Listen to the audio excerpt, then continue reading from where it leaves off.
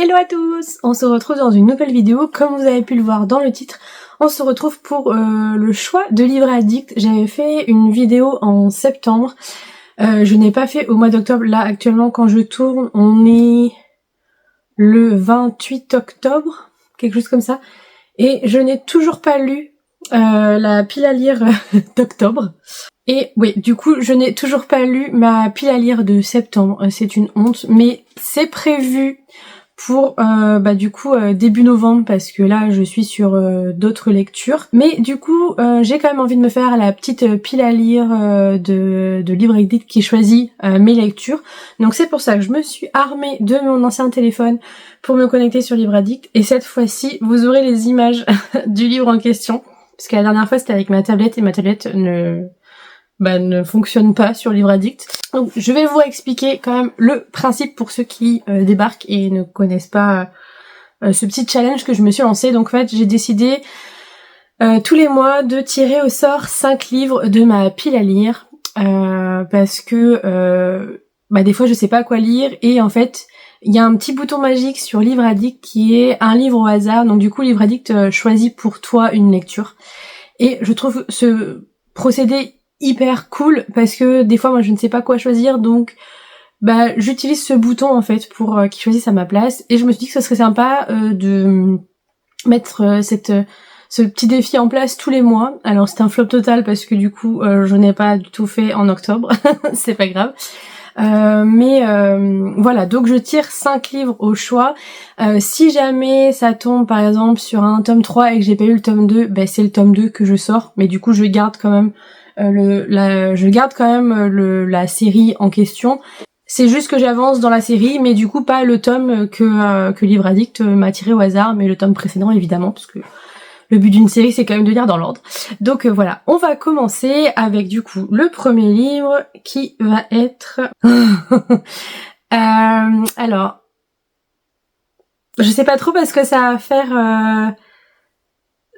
Oh si, quand même, je vais quand même le mettre parce que je vais vous expliquer après. Donc il s'agit de Gardien destinée perdue, le tome 9,5. Donc pour vous expliquer, en fait j'ai prévu de faire une vidéo où je me mets à jour sur mes sagas en cours, et du coup celui-ci en fait clairement partie. Donc je le calerai à ce moment-là quand je ferai cette vidéo, je pense. J'espère la faire en novembre, parce que du coup ça me permettrait de me mettre à jour sur plusieurs sagas. Parce que j'ai déjà fait la liste, j'en ai 5 ou 6, donc ce serait plutôt chouette que je la cale justement en novembre. Donc du coup, finalement, ce tirage au sort sur Livre Addict est plutôt pas mal, parce que ça m'obligera entre guillemets à faire la fameuse vidéo et à me mettre enfin à jour sur certaines séries. Le deuxième livre, il s'agit de Elvira de Tiffs aux éditions Plume Blanche. Je crois que Livre Addict aime beaucoup les éditions Plume Blanche, parce que au cas où, pour ceux qui n'ont pas vu la première vidéo, en fait, dans les 5 titres que Livre Addict m'a tiré au sort, il y avait 2 plumes blanches. Donc là, j'ai l'impression qu'on recommence comme le mois de septembre. Donc, il s'agit de Elvira. Moi, j'avais pris la version je crois qu'il y a eu que la version relais, j'ai un doute. Je crois qu'il y a eu que la version relais. Je sais plus trop. Mais voilà, en tout cas, j'ai très hâte. J'avais adoré Alunia. Donc, du coup... je suis curieuse de découvrir justement Elvira et voir ce qu'il a dans le ventre. Les retours dessus sont très très positifs, comme tous les romans de Tiffs, donc du coup j'avoue qu'il m'intrigue énormément. Donc Elvira Keltaor est la Keva des clans unifiés, la chef spirituelle qui règne sur le continent glacé d'Arshka. Liée par le sang à son rôle de guide, elle est contrainte d'obéir aux injonctions des âmes qui s'expriment à travers elle. Chaque écart met sa vie en danger, jusqu'au jour où le conseil clanique décide de l'éliminer. Ensuite, dans l'éternelle nuit hivernale, Elvira trouve refuge au sein d'un clan dissident, et en particulier auprès de Rune, un veilleur solitaire et rancunier qui la considère, à raison, comme une menace.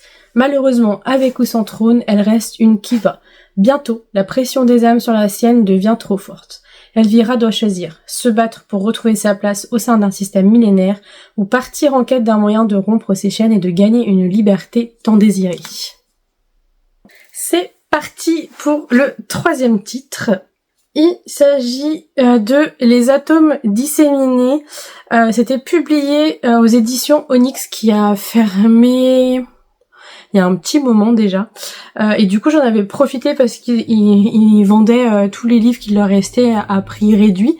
Donc j'avais profité pour prendre ceux qui me faisaient envie depuis un petit moment. Et voilà donc le livre concerné. Répondant à l'appel du cygne, Sophia, prophétesse malgré elle, s'arrange pour être arrêtée et jetée en prison. Dès lors, les événements s'enchaînent pour Edgar, Boris et Elisabeth, embarqués sans le savoir dans une guerre invisible entre deux forces antagonistes. Bienvenue dans l'utopie d'Ivy, un monde où les hommes ne travaillent que s'ils en ont envie, où il suffit d'être populaire pour être riche, un monde où la santé est une évidence, la paix universelle et le bonheur une histoire de bonne volonté. Un monde parfait? Pas pour Edgar, là d'être le jouet de sa PU, une intelligence artificielle qui n'hésite pas à outrepasser ses fonctions, ni pour Boris, receleur et magouilleur de première, pour qui la société utopique, créée par la toute-puissante Ivy, a ankylosé l'humanité et détruit son esprit créatif. Ni pour Elisabeth, enfin, dont la fillette a été enlevée par d'étranges créatures qu'Ivy semble vouloir ignorer. Folie épidémique, artiste oublié, hôte et parasite, menaces extraterrestres et enlèvements en série, Edgar et ses amis auront fort à faire pour dévoiler les sombres rouages d'une utopie bien mal nommée. Ça a l'air vraiment chouette quand même. Et la couverture, elle est super belle, de Brian Méran. Je ne connais pas du tout l'illustrateur, mais voilà, j'aime beaucoup. Franchement, il m'intrigue beaucoup et c'est un one-shot, il me semble. Oui, c'est un one-shot, donc au moins, je suis sûre d'avoir fini l'histoire en terminant ce roman, donc c'est plutôt chouette. Place au 4e livre. Oh, un petit polar, c'est cool. Donc c'est On se reverra de Lisa Jewell aux éditions Hauteville, donc moi je l'ai en format poche. Et voilà le livre, donc moi je l'avais offert parce que j'en avais acheté 2, donc j'avais celui-ci d'offert. Et j'avoue que j'ai jamais lu Lisa Jewell, mais elle me tente beaucoup en fait avec ses polars, enfin ses thrillers. Donc du coup j'avoue que je suis très curieuse de le lire. Donc ici, les souvenirs c'est comme les cadavres, tôt ou tard ils refont surface. Déjà rien que la phrase d'accroche, ça donne super envie. Qui est cet homme assis sur la plage en pleine tempête, sur le lieu d'un crime commis 20 ans plus tôt? Il n'a pas de nom, pas de manteau et a perdu la mémoire. Alice prend l'inconnu sous son aile et décide de l'héberger, sans savoir qu'il va bouleverser sa vie à jamais. Au même moment, dans la banlieue de Londres, Lily attend en vain le retour de l'homme qu'elle vient d'épouser et dont la police tarde à signaler la disparition. Parviendra-t-elle à retrouver celui pour qui elle a tout abandonné? Donc, ça a l'air plutôt pas mal. Pas le genre de thriller que je lis forcément. Quand je lis le résumé, c'est pas le genre de résumé qui me fait m'arrêter sur un livre. Mais, pourquoi pas? Franchement, pourquoi pas? Donc, on verra ce que ça donne. Mais je suis contente qu'il me sorte du poche. Parce que je n'ai pas tendance à aller vers ma bibliothèque poche, qui est juste derrière vous. J'ai plus tendance à lire des grands formats ou des formats numériques. Donc je suis contente qu'ils me sortent du poche parce que il y a beaucoup de poches qui sont là depuis beaucoup trop longtemps et qu'il faudrait que je lise.